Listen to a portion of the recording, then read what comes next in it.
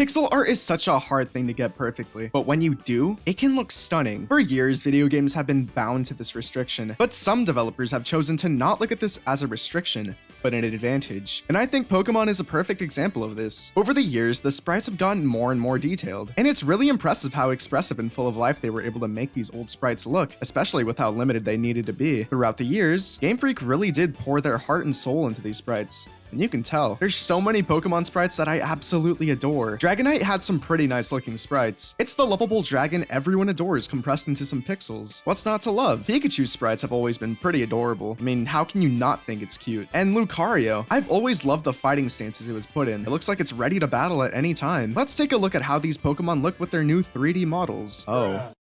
Yeah, there's a problem that needs to be addressed. Taking a look at some of these Pokemon sprites, you can really get a feel for not only their personality, but also the raw vibes they give off. And a lot of that was sadly lost when Pokemon made its way into the third dimension. And if you think I'm crazy for thinking that, I'm not, okay? I'm not crazy. You're crazy. Junichi Masuda literally said this himself. He said, quote, "One of the reasons for sticking with the 2D Pokemon sprites is, with the 2D, it really depends on who draws it. There's a lot of personality that's drawn from the 2D sprites, whereas with 3D, it's the same model used for everything, so the personality doesn't really come out. One of the reasons we've stuck with 2D is to get a more individual feel with it," end quote. And I 100% agree with what he's saying. I mean, just take a look at some of these sprites. Oh my god, what happened? Do I need to call someone? And you, sit down! You're not supposed to stand. And why do you have King K rule syndrome? Put it back in. Okay, yeah. Early Pokemon sprites weren't the greatest, but they do have personality, and personality is what matters. Right, guys? Oh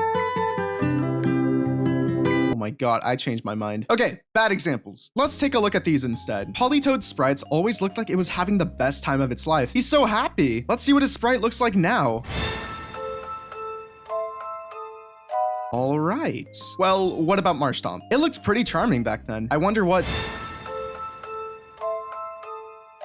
I'm just gonna go over here. Electros didn't have that much time to shine as a sprite since it was introduced in Generation 5, but it was one of my favorite sprites to look at. I loved its stance, but then they got rid of that entirely and just made it swim around like an eel, which, yeah, I guess makes sense. It is an eel, but we're not underwater now, are we? Some Pokemon sprites are more one-to-one with their 3D models though, like Quagsire. It still, for the most part, looks pretty dumb. Yes, that's a good thing. Torchic looks just about the same, and I think that mostly has to do with the poses. They didn't really have much to go off of. Although, it isn't entirely their fault the models look as lifeless as they do, but there are some slight improvements they can make, which I'll get to later. I genuinely cannot name any Pokemon that have actually gotten an improvement ever since they made their way into 3D. They just all look extremely lifeless, and the saturation has been turned down for some reason. All of them just look so dull compared to their sprite counterparts. Take, for example, Blastoise. Every single one of Blastoise's sprites just radiates this cocky and confident aura. Like it knows for a fact it can beat you up if it really wanted to. And I love it. They're all perfect sprites. Now look at its 3D model. It's just a tubby little monster. I could probably knock it over and watch it struggle to get back up. Mewtwo had a really intimidating and imposing sprite, and I loved it. It looks like it wouldn't hesitate to kill. Okay, well, its Generation 4 sprite did. I don't know what the hell went wrong with Generation 5. It looks like it can't see in the dark and is trying to feel around the room. Typhlosion also had really nice sprites. Notice the flame on its back? I wonder how they adapted it into 3D. Why did they peel him? Before you guys yell at me, they did go back and fix the fire in Generation 9. So that's an improvement already. Back to what I was saying about saturation though. Some of these Pokemon look completely different with the colors they decided to use. They don't really pop like they used to, and I think that honestly would have helped a lot. Gengar used to be this really vibrant purple, but now it's pretty dull. And if that isn't that drastic of a change to you, there's some Pokemon that just straight up change colors. Yes, you heard me right. Take a look at Empoleon's sprite. You'd agree that it's primarily blue, right? Well, now it's not. It's black. I think this has less to do with saturation though, and more with just Pokemon being a little bit inconsistent, because its artwork back then just showed it being black, so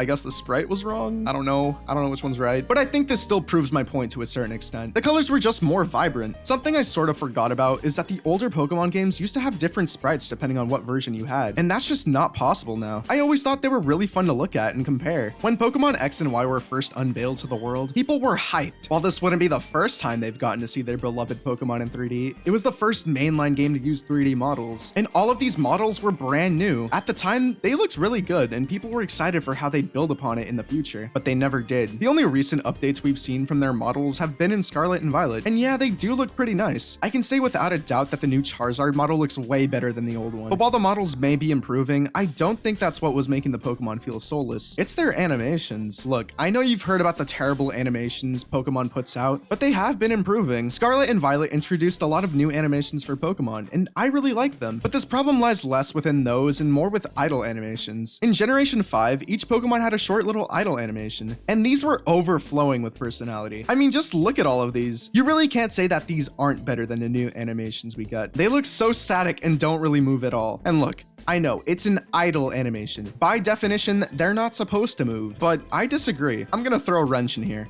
There we go. Where is it going with this? I think that fighting games are really good examples of what an idle animation should be. You can immediately tell what someone's personality is just by looking at their idle. If a character is bouncy, swaying a lot, always moving, you know they're filled with energy. Look, I know Pokemon isn't a fighting game, and seeing these animations on every Pokemon would be difficult, but I'm not saying they have to be this extreme. Black and White 2 kept it pretty simple. Here, just look at this battle from Generation 5. Look at all of them moving. They're going wow, wow, wow. Now take a look at this battle from Generation 6. I think it's pretty clear which one's more interesting to look at. Even something as simple as just giving them a more unique stance would go a long way. And here's another reason for why the 3D models kinda sucked. Every Pokemon with wings just glides lifelessly in the air. Like, they never touch the ground. Some of them don't even flap their wings. Like, Gliscor makes sense. It glides. It gets a pass. But then you take a look at Salamence and Tropius. Why would it not flap its wings? In Pokemon Colosseum, Salamence did, and it looks really cool. But now it's just floating there, aimlessly. A lot of the Pokemon with wings are capable of standing, like Charizard, Altaria, Skarmory, but thankfully Scarlet and Violet did fix that too. Now Charizard stands instead of flying all the time, which looks way more intimidating, so I'm pretty happy with that change. I also think that trainer sprites looked really cool back then too. They had a lot of charm to them. Each one of them felt alive, despite them just being a bunch of pixels on a screen. Although I didn't like a lot of things about Sword and Shield, their trainer models looked really good, but then Scarlet and Violet took a whole leap backwards. Some people were questioning why I don't like the Scarlet and Violet models since they're technically more detailed. And yeah, they are, but sometimes things can be a little bit too detailed. Like, it's almost in the uncanny valley. Pokemon has always had this cartoony anime aesthetic, so why are they trying to make them seem more realistic? I think style should go above realism. However, if they did want to cross that path into realism, a Pokemon HD 2D game would look kind of cool. I don't know if I would prefer it because it's being done to death and I'm starting to get sick of seeing it, but maybe Pokemon could revitalize it in some way. A YouTuber named Gulone was actually working on something like that, and I think this is a perfect example of what I would imagine it looking like. It looks amazing and they did a great job. The animations from Generation 5 are there, the environments look stunning, and the shadows do as well. The only real complaint I have is that the lighting looks kind of weird, but I think that about every HD 2D game, so that's not really their fault. But unfortunately, 2 months ago, they lost all of their data and had to restart on the project. If you want to go support them, go over there. They really deserve some recognition. But finish watching this video, of course. Looking at their project though, it really does make me wonder if a Pokemon Sprite-based game could work on the Switch. I think I would have preferred this instead of Brilliant Diamond and Shining Pearl. And yeah, I get it, the chibis are cute, but this is just better. I don't think Game Freak would ever choose to go that route though, just because it would require them to do a lot of work, and that's fair. It's just a thought, that's all. Sprites being turned into 3D models was an issue that Game Freak couldn't run from forever, and I think for the most part, they've handled things pretty well. I'm not trying to discredit any of the work Game Freak has done. This is just a look back on how amazing sprites used to be. I know they could have done things a lot better, but for the most part, they're doing alright. And with them making all these little tweaks to Pokemon models like adding texture, new models, and new animations, I think if they continue on that path, we'll continue seeing some great things. It's also important to remember that graphics aren't everything. I always hear people complaining about how Pokemon isn't some 4K game, but no game has to be 4K to be good, spoiled little brats. I know a ton of people are gonna be mad at me for just simply criticizing the 3D models and saying I'm nitpicking, and yeah, that's kind of the whole point of the video. I'm just looking back at some old sprites and comparing them to new models. No need to attack me over it. Some of you may not agree with me, and that's okay.